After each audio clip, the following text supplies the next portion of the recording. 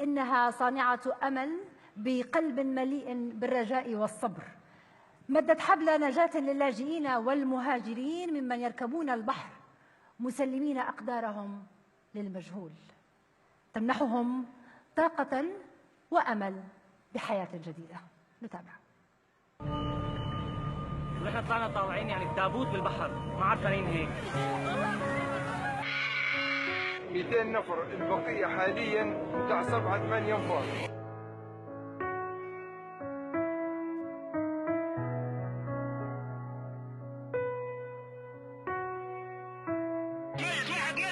Frantic search is going on right now. Only 28 survivors. لا تترك نوال الصوفي هاتفها النقال أبدا، وشاء القدر أن يكون رقم هذه المرأة المقيمة في صقلية الرقم الذي يطلبه عدد كبير من اللاجئين الضائعين في البحر للحصول على المساعدة والإغاثة. كنت دائما أقابل كثير أشخاص كانوا يوصلوا على جزيرة صقلية، فكنت أنا أنزل على محطات القطار وجرب إني أعمل لهم الشيء البسيط اللي بقدر عليه. أخذوا رقم تليفوني، هذا الرقم صار تقريبا بظرف أسبوع انتشر على كل الصفحات على الفيس. الله بسرعة يا نوال، معنا أولاد وعندنا قريب يسموا القطار يمكن حطوا لهم مية يا نوال. أعطيني إحداثيات، أعطيني مكانكم بالبحر.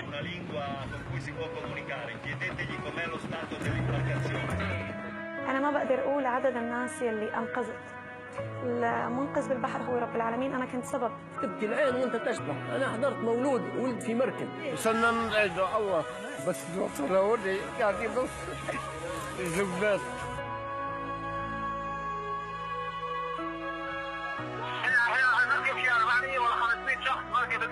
الله أكبر. 700 شخص، احنا قريب من 700 ولا 600 والله فوق بعضنا قاعدين.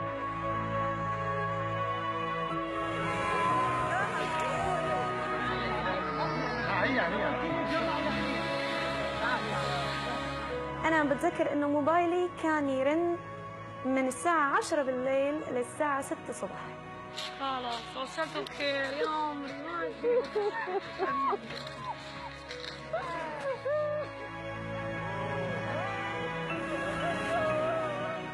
ودعني على الباب قال لي ديري بالك على أختي، وسلمني جواله بالباسورد، قال لي تواصلي مع أهلي إذا صار شيء. لما تخلص عمليات الإنقاذ، لما ننزل على المينا ونستقبل، بيكونوا اللي دقوا لنا اليوم اللي قبل، يلي اتصلوا اليوم اللي قبل واللي بعده طالعين من المعسكرات وعم يمشوا بالشوارع.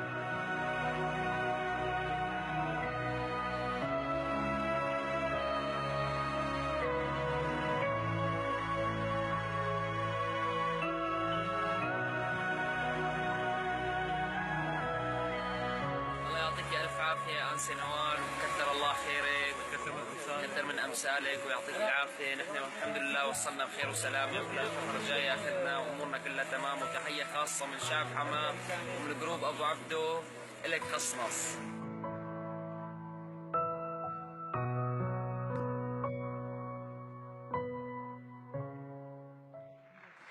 صانعة الأمل نوال الصوفي من المغرب إلى المسرح لو سمحتي.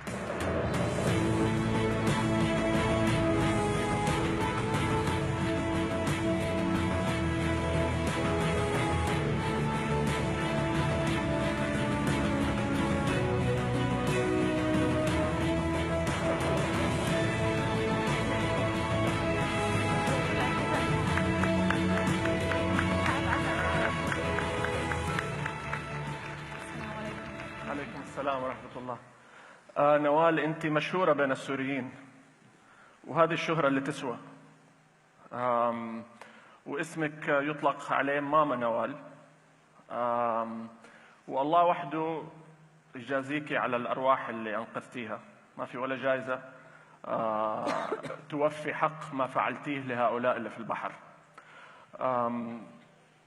الجوال ده لما أول واحد اتصل فيكي كان عندي خيار أنه تغيري رقم التليفون، وهو الخيار الأريح والأسهل وأنت في أوروبا. فإيش خلاك تقرري تخلي الجوال أو ما تعطيه لأحد تاني يتطوع؟ ولماذا سميتي ماما نوال؟ السبب اللي خلاني ما أطفي هذا الجوال صغير كثير رخيص، لأنه ضل معي على فكرة. هذا هو كل عمليات الإنقاذ مرت من هذا. الجوالات الثانية هي للتصوير فقط. هذا الجوال غالي علي كثير لأنه ما بينطفي لو غبت عن بيتي 7 أيام، وإذا شحنته 10 دقائق ممكن ينقذ أرواح كثير بعد رب العالمين. الشيء اللي خلاني أني ما أطفي موبايلي لأنه أنا ما اسمي نوال، أنا اسمي ياسمين، علاء، براء، مصطفى، محمد. أنا كل الناس يلي ما قدرت إنه توصل على شط البحر عايشة.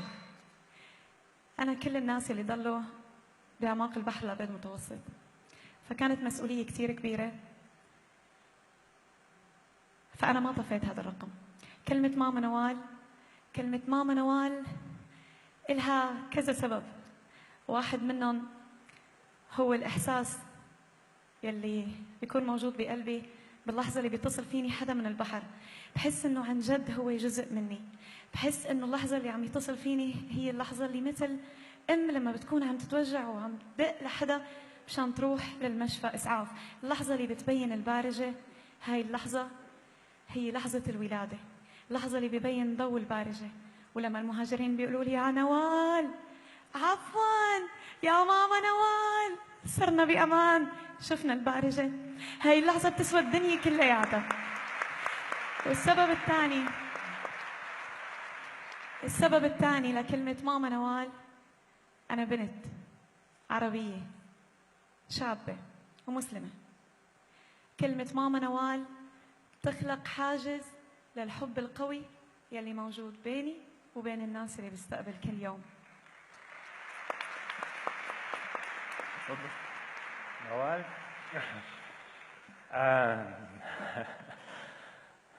الله يسعدنا عليك. انت واللي مرقوا قبلك الحقيقه يعني خليتيني انا احس قد ايه تافه، قد ايه حياتي تافهه، وقد ايه اللي عم بعمله تافه. الحقيقه بدي هنيكي.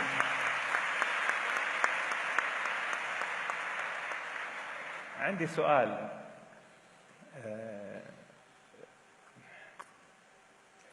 سؤال لإلك. احكي لي قصة أول تليفون بالتفصيل. احكي لي قصة أول تليفون وصلك. توجهي للجمهور بليز. السلام عليكم. أول تليفون بيشبه كتير مكالمات توصلني كل يوم.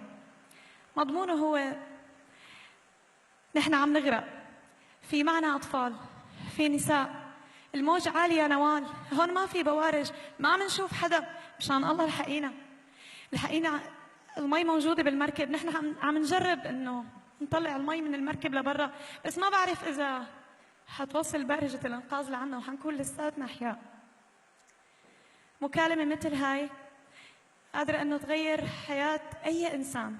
غيرت حياتي أول يوم لما وصلت على موبايلي. من هذاك اليوم قررت إنه هذا الموبايل يصير جزء من حياتي. لما بنام بالليل بربطه بإيدي أو بربطه جنبي، بيرج كتير، ممكن يفيق إذا كان محطوط على طاولة، ممكن يفيق البيت كله، وإذا كان فيه صوت ممكن يفيق أخي الصغير اللي كان صغير، يفيق بالغرفة اللي جنبي ويقول لي نوال لك بدنا ننام، في عالم عم تغرق. مرة أثناء عملية إنقاذ قال لي بدي نام، طلعت فيه هيك قام سكت قال لي نوال عن جد أنا آسف. هذا الأخ اللي قال لي بده ينام هو مثل كل الأطفال يلي كانوا بمركب بدهم يناموا، تركوا بلدهم يلي كانت ولساتها تحت القصف على أمل إنه يناموا. في ناس عم تحلم إنه تروح على تخت وتنام بدون ما تسمع صوت القذائف.